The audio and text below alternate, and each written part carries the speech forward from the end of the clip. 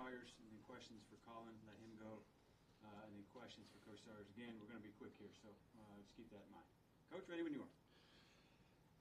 Yeah, I thought Simba was masterful today. Kind of his unique pitch. We recruited Colin. He was throwing 84 miles an hour, and he had this big, slow curveball that he could command, like with uncommon control with it. And we took him because of that breaking ball. And in college, everybody's supposed to throw 92, and he's worked hard to add velocity and all that, but always that thing in the back of his pocket was that slow curveball. That was the thing we originally recruited him for. And then we get in this environment against a really good team like Arkansas, a bunch of bat speed hitters, and suddenly that slow pitch becomes even more important. And I thought that his ability to throw that breaking ball for a strike virtually in any count, hitter's count, plus count, anytime they had leverage, here came that breaking ball. And I thought, he's been with us for 5 years. I thought that's the best he's actually ever thrown that pitch. And I thought that was the key to the whole thing, and certainly his start and his outing. He was in control of the game from the first inning on. We got the big swing from Ty there in the bottom of the first to get us on the board and let us breathe a little bit. And from then on, we just played. And I've been around this young man for 5 years. That's the absolute best he's ever thrown. And certainly, for a school like SEMO to come to one of the Taj Mahals of college baseball and to win a game like that in an elimination setting, it's going to require some heroics. And I thought Colin Woma's outing today was heroic. Tom, questions for Colin? Go ahead. Hey Colin. It's one thing to have the curveball, but to execute it here in this setting, can you maybe talk about what your mindset was attacking them today? I could say that my mindset was just go up there, keep the ball at the knees, and then halfway through, I'd say the second inning, Kenny asked if I could slow it down even more, and started slowing it down even more. But it was the last go that I could start possibly. So I just wanted to give it my all, give my boys a chance to go out there and do some damage with the bats. And then Logan came in and shut them down too. So I was glad that the boys could put it all together. Colin, the other night, your final line showed 3 runs in 3 innings, but you were pretty effective for a pretty good stretch of that. Did that give you some confidence going in today? I'd say so, yeah, but, I washed it pretty quick because we got more games to play. The goal was to just come out here, throw strikes, give the boys a chance. Yeah, Colin, what percent would you say you threw that slow curve today? 60% maybe. I don't know. There was a lot of sliders mixed in there, too, which probably rounded up to 70% on the off-speed stuff. So it also helped that I was locating the fastball. Mostly, so. Did he call you Simba? Is that what your name? That is me. Is that because of the hair? Yes, it is. When Colin was a freshman, he had longer hair than he has now, and this is the shorter version of Colin, and it was very blonde. And, Simba from The Lion King, he was the young lion because he was a freshman with his long, flowing mane. And so I nicknamed him Simba at that point, and it stuck. I guess we should call him Mufasa after this one.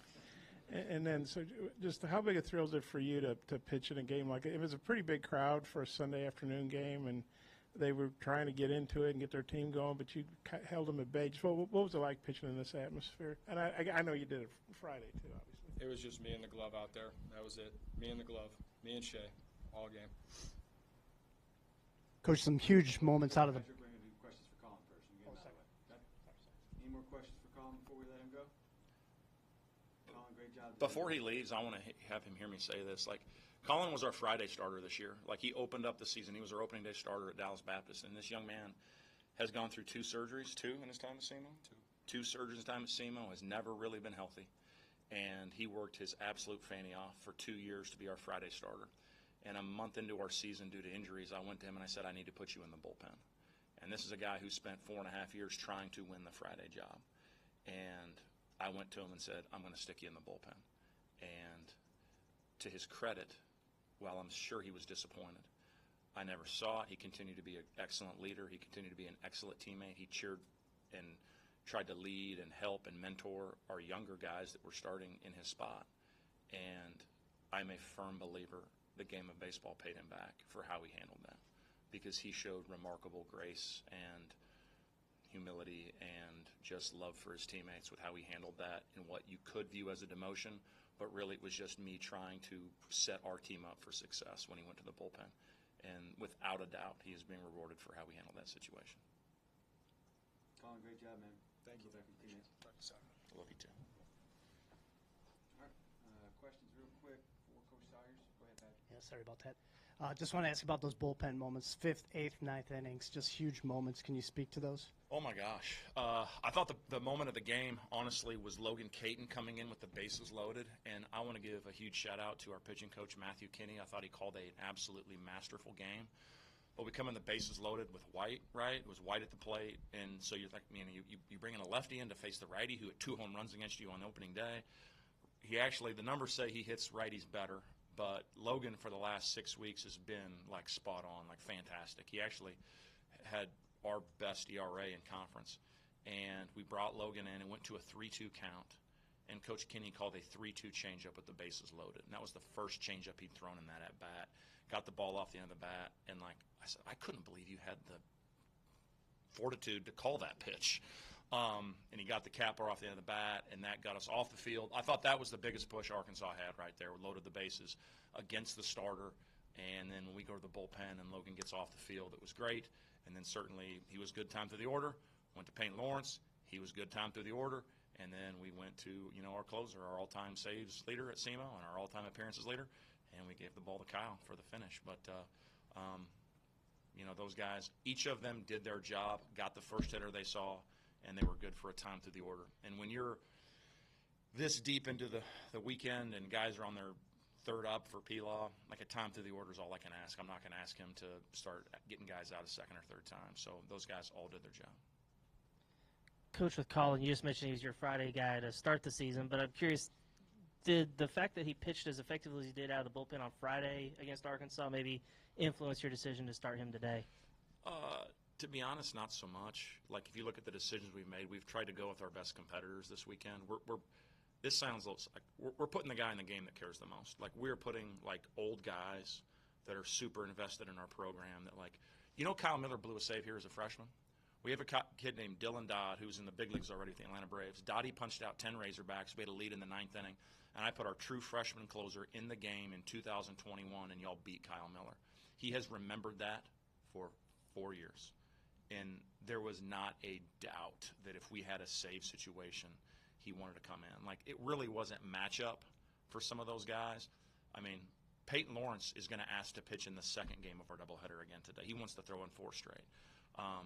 We have a remarkable group of old competitive seniors, and we're just kind of like riding the hot hand with those guys. Like, I'd have a hard time not giving those young men a chance to determine the fate of our season at this point. And when you were drawing up your pitching plan for this game, did you kind of hope that Colin would be able to get you deep into the game, or you kind of thinking maybe just one time through the order? Or I was hoping he'd give us 3 clean. I did not think he was going to get us where he did. Bob, wrap us up. Yeah, Andy, I know Dave's your mentor. Even though he rode you like a mule or rode a mule or whatever it was you said, and he's been important to your career. What was it like beating his team, who's had such a great year in this setting? And I think you guys were 0-6 or something against Arkansas. I told Coach Van Horn, thank you, and I said every day I do something that you taught me. And I coach because of not just Coach Van Horn, but I was blessed to have remarkable coaches when I grew up, going back to like some of the most influential coaches I've ever had were my high school basketball coaches. I am fortunate and grateful that I've had men like Coach Van Horn and others that have poured into my life and get me to where I'm at. And I told them thank you, and I told them every day I do something you taught me. And I was a little emotional. I had some tears in my eyes behind the sunglasses because I got to beat my coach today, and that doesn't happen very often. And so that was a pretty cool moment. And that's when you guys were shaking hands. And just one last one. Arkansas was 33-3 coming in. I know you guys were the home team today technically, but we know it was Arkansas's home field. And they lost their last 2 games here at home. Is that? I mean, I know baseball's a screwy game sometimes. It's just how crazy is that? Do you think? I think it's a coincidence. I mean, they're a fantastic club, but it's tough for them and for their kids to have such a great year, finish it the way it is. I mean, before the game, Coach Ezell, who obviously wore this uniform here, says if we win this game, I'm going to feel bad for those kids because of how good they played this year. And I looked at him and he says, but we're still going to win the game. And I said, yeah, we are, Trev. But certainly you hurt for, you feel for those guys, but I can't explain why they lost 3 in a row at home. 2, whatever, yeah. Coach, congrats. Thank you. See you in a little bit.